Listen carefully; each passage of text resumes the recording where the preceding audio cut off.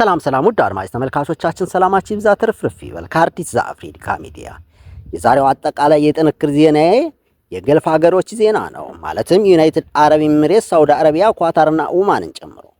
በመጀመሪያው ዜናዬ በተባበሩት አረብ ኤሚሬት ወይም ዩናይትድ አረብ ኤሚሬት ጀምራለሁ። በዩናይትድ አረብ ኤሚሬት መንግስት በስራና ቤዛ አስተዳደር ዘርፍ ላይ ያሉ ህጎችን በጥብቅ እየተገበረ መሆኑን አስታወቀ። ሁሉም የውጭ ሰራተኞች በህጋዊ የሥራ ውል መሰረት ብቻ መስራት እንዳለባቸው ተገልጿል። ያለ ፍቃድ መስራት ወይም የቤዛ ሁኔታ መጣስ ከፍተኛ ቅጣት እያስከተለ መሆኑን አስጠንቅቋል።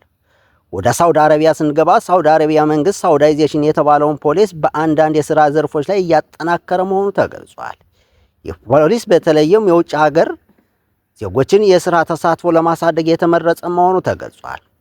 ነገር ግን የውጭ ሰራተኞች በፈቀዱ ዘርፎች ላይ በህጋዊ ውል መስራት እንዳለባቸው ተጠንቅቋል።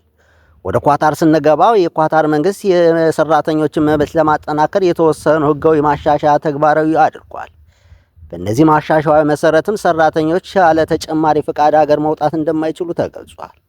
እንዲሁም ዝቅተኛ ደሞዝ መከልከልና የደሞዝ ክፍያ በወቅቱ መፈጸም በህግ ግዴታ ሆኗል።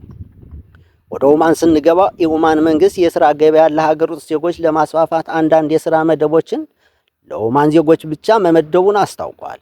በዚህም መሰረት የውጭ ሰራተኞች በፍቃዱ ዘርፍ ላይ ብቻና ህጋዊ የሥራ ውል መሰረት መስራት እንዳለባቸው መጠንቀቁ ተነግሯል። አጠቃላይ ማስጠንቀቂያ በሁሉም የገልፍ ሀገሮች የሐሰት የሥራ ቤዛና የደላላ ማጭበርበር ተግባራዊ የጨመረ መሆኑ ተገልጿል።